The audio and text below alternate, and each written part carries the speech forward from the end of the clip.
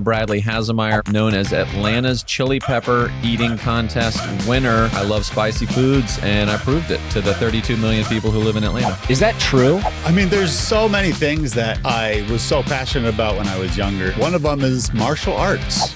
So what kind of martial arts? Is there one specifically? Shaolin Kung Fu. Is that true? Everyone's looking for their community. It's not enough to just have friends at this age. You have to have shared hobbies or you're not seeing people. Welcome, everybody, to Midlife Crisisses. This is the podcast where we get into what you're going through, what we're going through, and we don't even know what we're going through, and that's part of our crisis.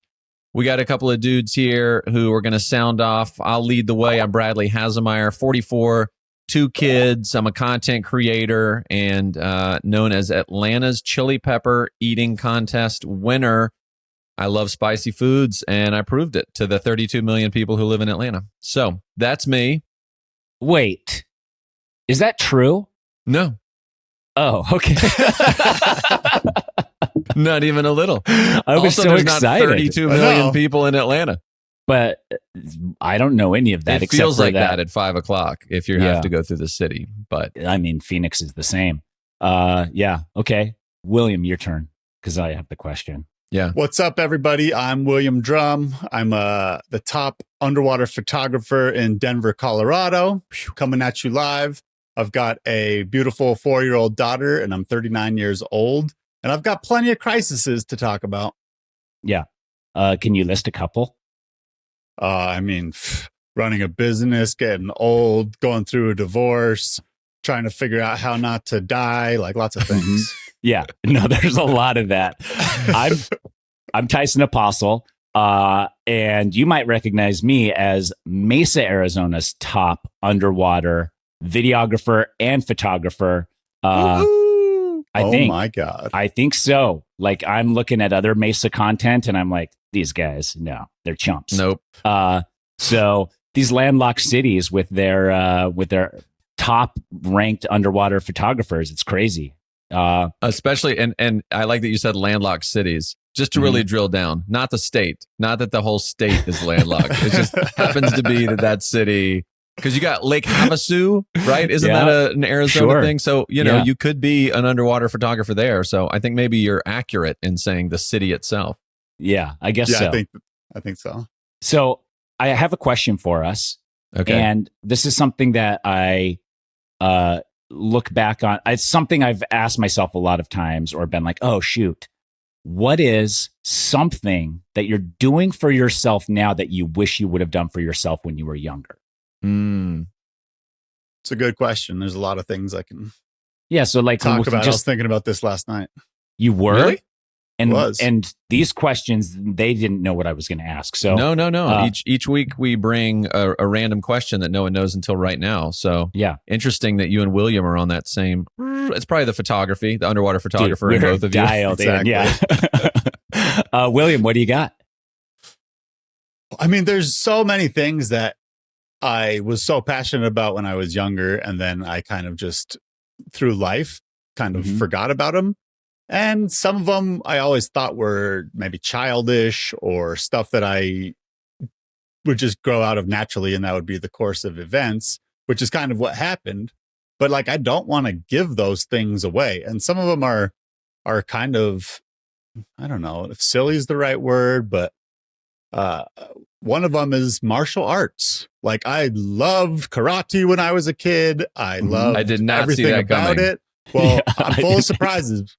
Every week I got something. Like you're going to karate. You were like, I'm full of surprises. I'm ready for like a kick in the face right here. So what kind of martial arts? Is there one specifically? Like, you want to do MMA fighting, or you want to do some BJJ on the weekends with the other weekend warriors? Like, what are we doing? Shaolin Kung Fu. Is that true? That's true. I started last night. No. How? What are we? You went to a class? Yes. What is happening with William? What is happening over He's there? He's having a midlife crisis, dude. Clearly, we're watching it every week. a new full crisis exploration. Okay, that's great. So I want to real quick. My daughter, my 6-year-old, is in skateboarding lessons. They have this indoor skate park. It's super fun. And last night I was thinking, should I at 45 take skateboard lessons here too, so that I can share this with my daughter and we can have fun together. But I'm like, I'd take one fall and I'd need like 2 weeks to recover. Well, you're also 7 feet tall, so you have a lot higher to fall from. But I am athletic and have pretty good balance. So I was like, I could probably do it, but like, I don't think I could take too many hard falls. William, is there any part of you that is scared about this? Shaolin Kung Fu, is that right? Shaolin Kung Fu? Like, are you going to get hurt, or is it all just like the mastery of your body and mind? Yeah, I think it's the opposite. I think that as I'm getting older and I have more injuries and I want to keep my mind sharp, my body sharp, I think that this is a good way to, it's more than that too. So it's a good way to keep my fitness up. But it's also getting older, and especially me, I got divorced earlier this year. I am looking for community still. I think like a lot of people trying to find community. And my brother-in-law is at the school already. He's the one who got me into it. So there's a lot of factors. It's not just like the mental, physical. It's also kind of getting out of the house and meeting people is another reason why I'm doing it. So there's a lot of stuff. Also, hopefully my daughter Rowan will do it when she gets a little bit older and we'll be, doing judo kicks together. Yeah, just surprise attacking each Living other. the dream. It's just so me funny. and my daughter judo kicking together. My nephew does it, and he's like 6, I think. Wait, so this is a whole family thing. You guys are all just going to the Shaolin Kung Fu dojo together with the sensei. Yes, exactly. Okay. That's why I was going to ask, like, of all why specifically Shaolin karate versus MMA? Let's be honest. Because of Wu-Tang? Like, let's be honest. That is a strong factor. Yeah. No, Wu-Tang is rad. It's Wu mother. Wu-Tang mother. Oh, my that's nephew's good. like 6, and they go to the mountains to do mountain training every a couple times a year. Like Kung Fu Panda? At 6? Yes. So they go to the top of the mountains and they're just like karate chopping Jumping off in of nature. trees, jumping off of rocks. Oh my God. Okay, meditating. sounds cool. This is so rad. There's this photo of my nephew like meditating, and he looks like Yoda. He's so cute. He's like sitting on this rock in the mountains, like Baby Yoda or regular Yoda? baby. Oh, good question. No, I think it's full grown, Regular. Yeah. full blast Full-grown Yoda. Learn you will. I want to ask you about your brother-in-law. Is this your sister's husband? Is it your ex-wife's brother? Ooh, like, Great what is? question. Yeah. This is my sister's husband. He's from Chile. Okay. And me and him actually did a free class at the dojo a year or 2 ago. And then he started the lessons at that time. And then he's stoked on it. He loves it. And I'm coming back to it after a long time. And also, I've been, like I said, with the community stuff, I've just been looking for ways of getting out of my apartment and talking to more people. And he really loves the people who he does it with. And it's so close to me. So it's kind of a no-brainer, honestly. Dude, that's amazing. And I was really stoked on karate when I was a kid. I love Wu-Tang. Yeah. So it all just makes sense. Did you wear all Wu-Tang gear on your first day yesterday? Just like t-shirts and socks and everything? No, but I did. I thought we would not wear shoes. Yeah. So I didn't really think this through very well. But I did wear like my new pair of Air Jordans. So I was in the dojo with the Jordans. Yeah, with the J's. Just kicking it with the J's. Yeah. So you wish that you had kept up on martial arts throughout your lifetime rather than revisiting it here? Is yes. that? I have a community of pickleball, and I want to. Everyone's looking for their community, and everyone's like, it's not enough to just have friends at this age, which I think is like important for people like in their 20s and 30s to realize, like, you have to have shared hobbies or you're not seeing people. Yeah. Like when you have kids and when you have careers, and you just don't have time to like sit down with friends very often unless it's also celebrating a passion or a hobby together. And in growing up Mormon, they were like, there's no other network or community like it worldwide. You can go anywhere and you can fit in immediately. And I was like, is that true? There's no other community? Then I started playing poker, and I was like, oh, the poker community is like that too. Very tight knit. Like the gambling degenerate community. You don't even is need to also, speak English. Yeah, absolutely. Is also it's very all in front of you. Yeah. And then I was like, and then pickleball now is also that same, like you can go anywhere with a paddle travel. I always travel with a paddle, roll into the local courts and just like, hey, I'm on vacation. Can I play? And like, you can work your way in. And like the people I see the most are my pickleball friends. I play with both of my brother-in-laws regularly. And I have groups on Monday and Thursday that I play with. So how many hours a week would you say involve pickleball outside of like some of your sponsorship work and like creating content and stuff? Like, I play at least 6 hours a week regularly. Okay. Nice. I actually thought it would be more than that. I thought it'd be like twice that. No, I wish. It's hard on the body a little bit because you're stomping around on asphalt and stuff. Like it does keep me fit. And I can feel that I think stomping around on asphalt actually as a mid 40-year-old is good for you, like for your bone density. Shaking the bones. Yeah. So, so I do like that. But that's interesting that you say that, William, because I've had that chat a lot of times, like this, where's the community? Who's the community? Who is your community? Like my wife doesn't have something like that. And I think sometimes she feels like that's lacking. And I was like, you just got to find like a group that has a shared passion and like start pushing your way into that, like a little bit heavier. And I don't know that she has a passion that is a group oriented enough to interject somewhere. That's interesting because I feel like totally echoing what you guys were saying. Like one of my good friends, I have another kind of like guy group or college friends. We get together at least once a year for just like a quick weekend just to catch up and be around each other. And one of them had sent me a podcast and it was all about how difficult it is for men specifically in their late 20s, 30s to make good friends, to make good friendships. The amount of time that you spent with those people that were middle school, high school, college can never be replicated in a way that you could ever even naturally do in your 30s because you're moving into other things. You've got work, you've got kids, and you start splintering your time because school was the automatic, whether you want to be there or not, you have to be there. And now we all have this shared, like, we rally around like school sucks. Yeah, school sucks. Let's get together and talk about how lame math is. Yeah, math was terrible. I had to park today. Oh, man, I got homework tomorrow. And there was a community around the pain of this thing. Yeah. And then you get out and you branch out. And the next thing you know, you're in your 40s and you're like, I have one friend. And you're like, yes. Well, and it's kind of awkward to be like, I got to like date my guy friends to get to know friend. Like, let's go get a beer. Let's go play golf. Let's like, you have to do these things. You have to be so conscious and so aware. And I feel like my wife does this on chat groups. Like she's got like a whole like family chat. She's got like friend chat and mom chat. And we're still connected with groups from New York when we lived in Brooklyn. Like she's on a Upper East Side Moms Facebook group. We don't live there anymore, but she's still like connecting with people that way. So she's got these kind of like social groups.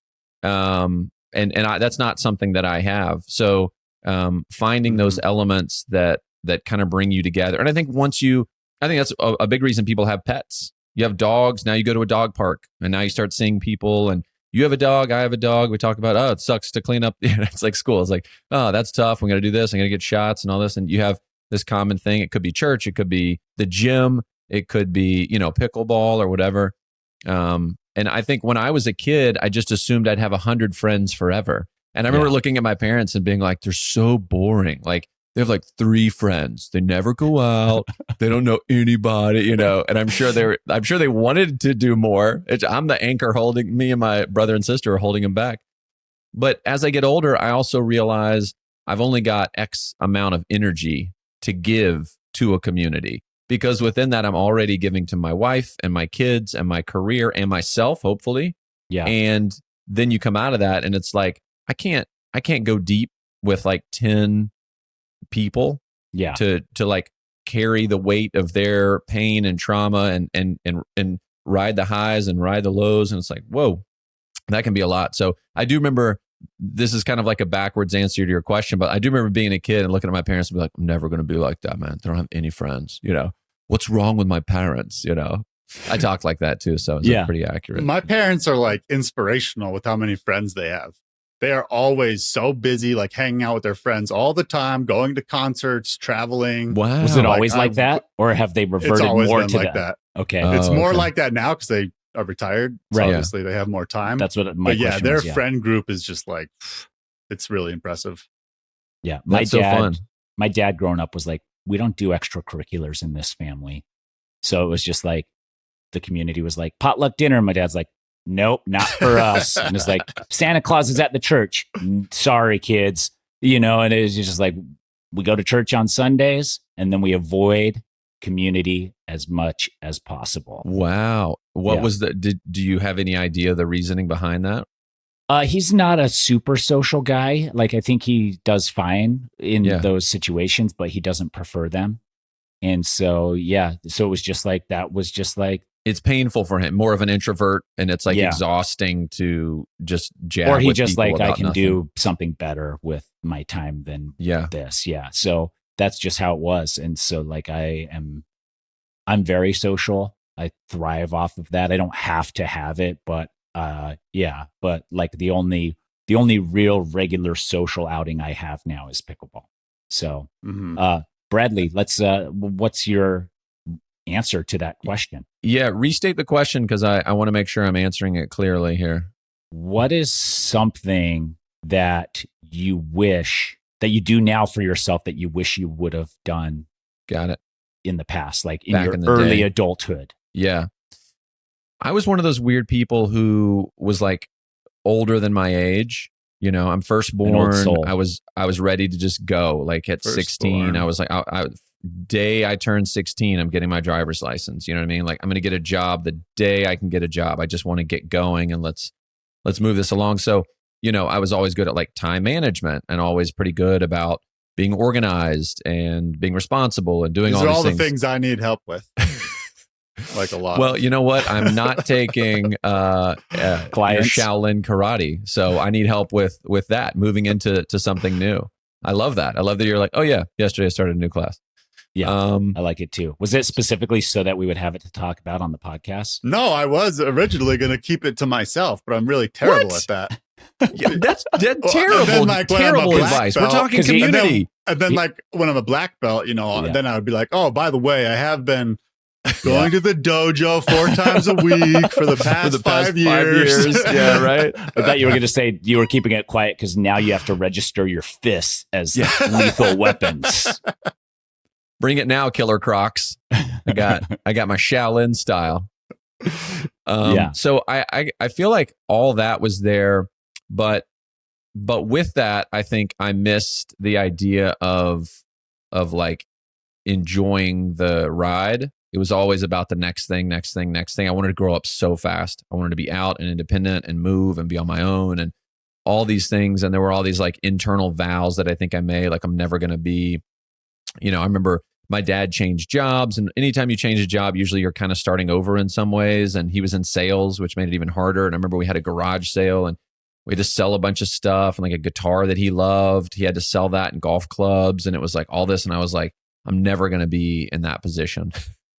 And then I'm like a freelance creator who has cried many tears over, I don't know where my next check is coming from. Yeah. How do I sell this free stuff that I just, showcased? Just do what do I do with this? Yeah. With my art. But when I was in LA and I was in acting class and doing that and living that life, there was one thing that really struck me, which was like this idea of like, this inner artist or whatever needs to be, cared for, and you have to tend it just like a bonsai tree for all you in Shaolin. And, they don't get the trees till 6 months in. That's when we would start seeing them pop up behind him. Like, it's interesting. There's like 8, are those Shaolin bonsai trees? He's like, no, nothing to say about that. Moving on. As he's wearing like a gi. What do they call those? Yeah, that's great. With a black belt just casually hanging around his neck. They just call it a uniform at this place, but boring. Whatever. Yeah. Time to find a new location. My brother-in-law had bonsais for years before he started Shaolin Kung Fu. So that's a natural like that progression. Must have been. Yeah, exactly. 1, pretty. 2, curious. 3, Shaolin. We're moving in. That's how it works. But I feel like it was important to talk about like almost like setting aside time for yourself, however you wanted to call that, like, so for me, who wants to go and go and go and be busy and doing and do. I have to like schedule, like, I'm going to take this hour from 8 to 9 is like myself. You know what I mean? If I don't put it in the calendar, I'm not going to think about it. And so I never knew that when I was younger, that whole like, it's not self-love, but it's just like taking care of yourself in that way. And I think I would have stopped to smell the roses a lot more when I was younger, instead of just like always barreling through, like, let me just get to the next thing. It's not about the now, it's about the next. And I still find myself doing that in career. Like I chase the booking. I booked it. Great. I remember when I booked this show that was shooting in Phoenix, and I was like, this is amazing. It's great. It's consistent paycheck. Oh yeah, Phoenix. And and I was like, this is great. I'm having fun. And then about 2 months in, I was like, so what can I do outside of my contract? Like I was already looking on like, okay, so this was booked. That's great. What else can I do? I'm ready to move on, even though I need to stay here because I have a contract. So I think that's something I would go back and kind of tell myself or wish that I was better at. And as I get older, it's so funny. When was it? Maybe either last night or early this morning. I think there was just a lot of sound in the house. We had like Bluey on. My daughter was listening to Taylor Swift through like a phone with speakers and stuff. She doesn't have a phone, for the record. It's a Samsung that's only on Wi-Fi. That's a whole other thing. But and then there was like something else. I was like, I'm gonna go sit outside and not say anything. No headphones, no anything. Just like I'm looking for quiet. And I think as I get older, I really value quiet more because I never really had it when I was younger. It was always about go, succeed, make, do, create, push, next thing. So that's something that I think, just like I'm trying to take better care of my face. I think a couple episodes ago, we were talking about like your face routine, Tyson. You're like, there's this and this. And William, you were talking about like 2 times a day, you got the serum and like those things. I'm getting a facial later today. Wow. See? Everything's so on point for you. After the dojo or before? Before. Yeah, no I would have said on after. Tuesdays and Thursdays. Your pores are open. It would have been a good time to, well, I'm not an exfoliator. I don't know. Yeah. So I think that's a part of like taking care of myself in a way that it seems just from talking to you that you've got a lot better at enjoying the day to day and like enjoying kind of where you're at and that. So I think that's been really cool to hear you talk about. Oh, thanks. Yeah. I think I do think it's so important. And I think it's just that I never valued it before. It's not that I couldn't have done it. It was just kind of like, I remember, when you're young too, like I remember being annoyed that I had to sleep, annoyed that I had to eat. I was like, if I didn't sleep, think of how much more I could do. I'm still it's like, kind of like that for sure. If I could just like get this food on the go, I wouldn't have to stop. I wouldn't have to taste it. If I could just like inject just keep going. Soylent Green. Exactly what you're talking about. He's got Soylent Green right Dude, what is up with you guys? William, you've been so on point on this episode. We're like, we're talking about community, trying something new. I tried something new last night. Oh, okay. Remember when you could just like drink it on the go? You're like, oh, you mean like this right here? Like, what? Yeah. So he's doing it all. It all. I am the opposite, Bradley. I smelled the roses. I only smelled the roses. When we talked about like your goals and stuff, you were like, I had no goals. I had no dreams. I was just living life. Yeah. 35 years of that about. And I wish, looking back many, many times, I wish I would have just had like someone, my dad probably, just be like, hey, invest extra money in a portfolio of some sort.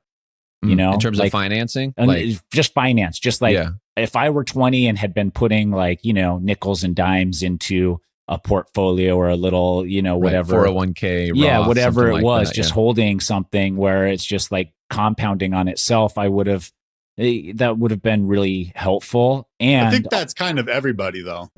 That's everybody. But but I had friends that were buying Apple straight out of high school. Oh man.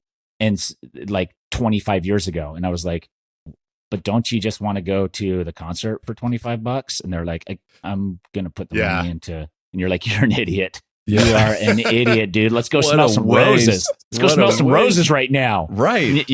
Same with me. And not only that, but like, hey, watch the interest rates on property. And when it drops low, if you can any way, shape, or form man. figure out how to get your hands on property. Like, I understand not everybody has disposable income. Not everybody has enough money to be able to pay a mortgage. But if rates are dropping super low, for example, I got the lowest rate we'd ever seen in the country. I refinanced my old house in 2020, probably at under 3%. Oof. I bought a new house at 7.5%. If I had gotten under 3% on this house, I would be paying almost half monthly. Yeah. Almost half. And that's why, like, I didn't even know that stuff until I like plugged them into calculators and figured it out. Point. Yeah. So when rates are historically low and you can get someone to help your parents to co-sign or get like, or figure it out and be like, okay, I can afford $1,500 a month. Like, the second rates go up, like you're going to be regretting like all of it or not buying. Like, I wish I would have bought as much as I could in 2020 when rates were at that historic low. Cause like my mortgage now I can barely afford. Right. But if I had gotten that rate, then I could have gotten something twice as gigantic as I have now for the same monthly payment. And so those are the two things. Like, put your little bit of spare extra cash into a fund somewhere. Acorns. Like, I'm not here to promote Acorns, but Acorns does it very easily. Just like takes whatever amount you set every week or every month or just your rounds up to the dollar, whatever you want it to do. And then it's just there and it just grows gradually. And like, you're looking at it, like, I think I've been doing that for, I don't know, 5 years now. And it's gone up like almost 10% a year. So you're just like, why didn't I do that so long ago? That's so funny because like your question, anything like what you just said never crossed my mind. I'm over here thinking about Kung Fu, travel, learning new languages. That's what makes us great, guys. That's why we're so different. It's great. Yes. Yeah. No, that's why I wanted different things. Cause like I did all the things I wanted to do. I think I mostly quit the things I wanted to do when I wanted to quit them and be done with them. Like, I even look back, like a lot of people are pro cycling or like, oh, you don't ride your bike. I was like, no, I don't even like it anymore. It's yuck. And so, I just, you just got wiser with that because cycling, it sucks. it is a grind. So sorry, cyclers. Sorry, cyclers. Yes, this guy has done a lot of cycling. I can tell. All the cyclers out there, your sport sucks. I think that's like, I think about that a lot. And when people like in their 20s ask me, I'm just like, if you can afford it, like, I understand not everybody can afford it and be living paycheck to paycheck, but if you could put $10 a week into something, that grows. If you can put $100 a month into something, that grows. If you can afford a $1,500 mortgage when rates drop to under 3%, then jump on it and find something and take initiative to set yourself up for the future, and not only yourself, your family. Yeah. And like with what you're saying, how I was, none of that ever crossed my mind. At the same time, like for my daughter, for Rowan, like I'm so into building up her IRA and like building all this stuff for her so that she has it when she's a little older.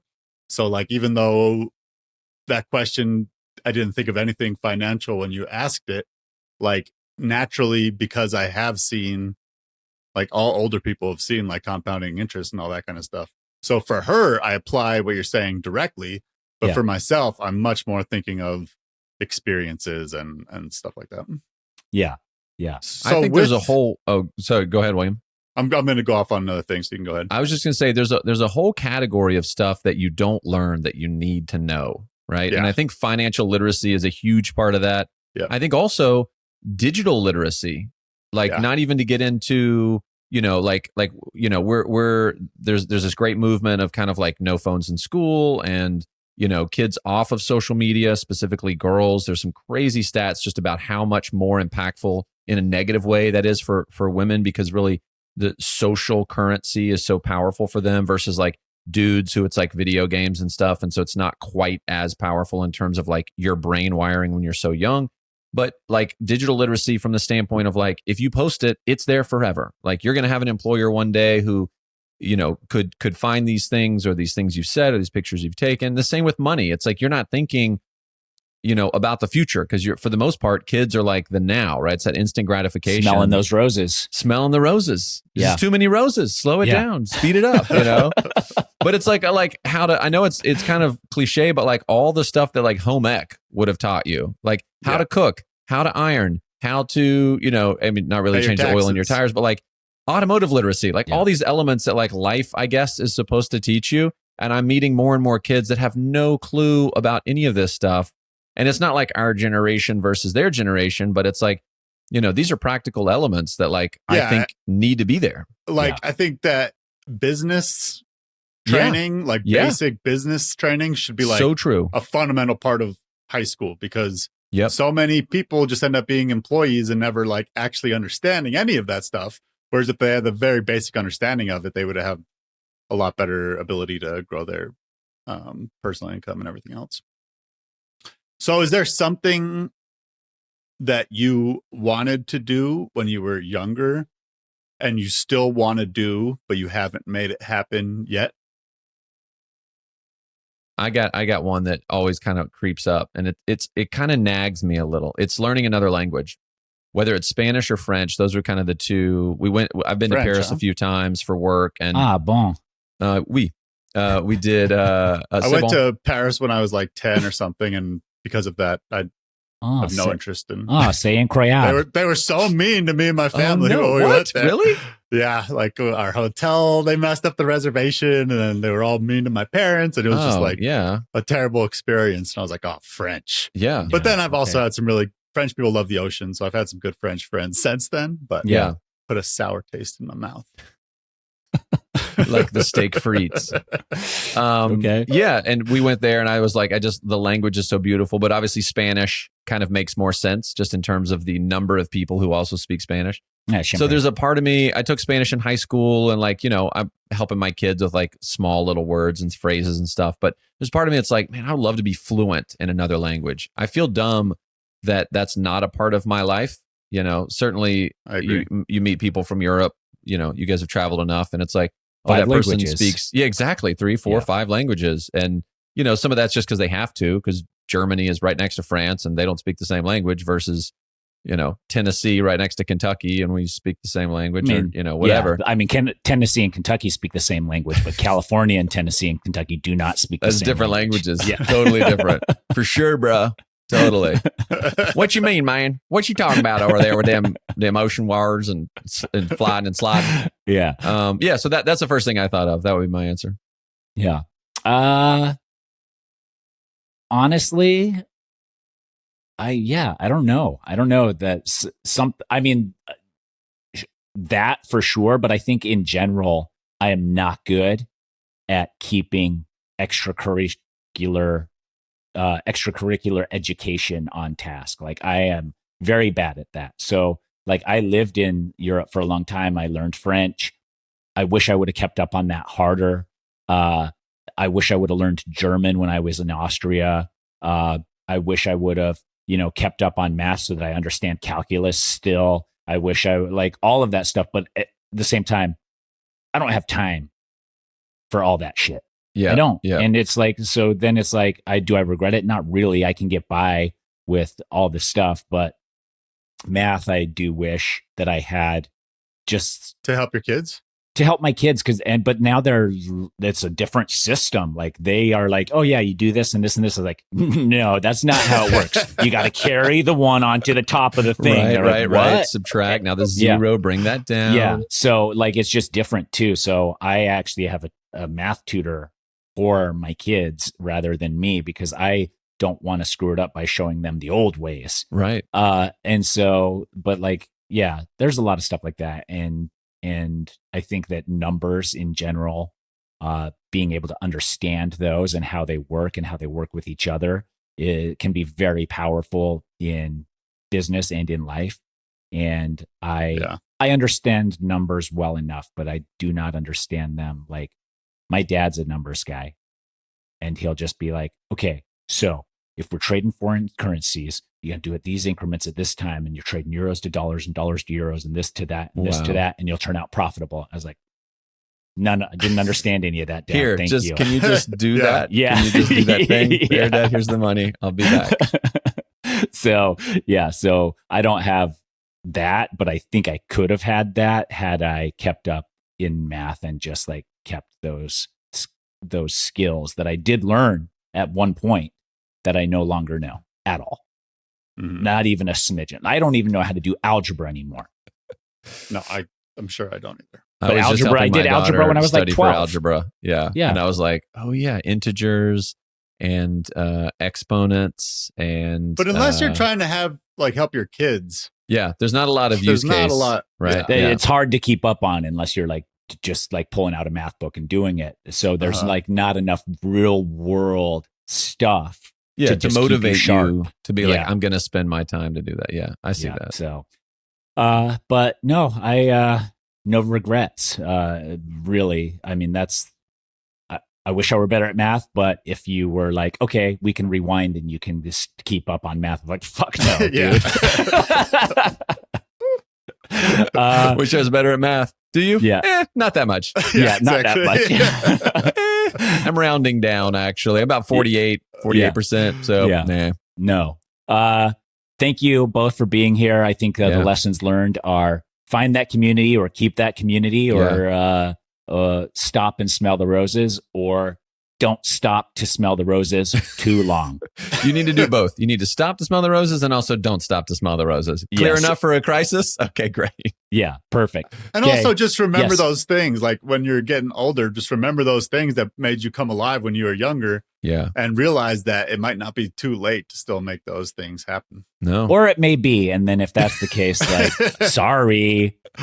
Or it may be, and you could just say, I regret that. But no, I wouldn't change a thing. Yeah, exactly. Like I do. Okay, we're out. All right, gents. See you next See time. ya. See you guys. Thank you. Peace.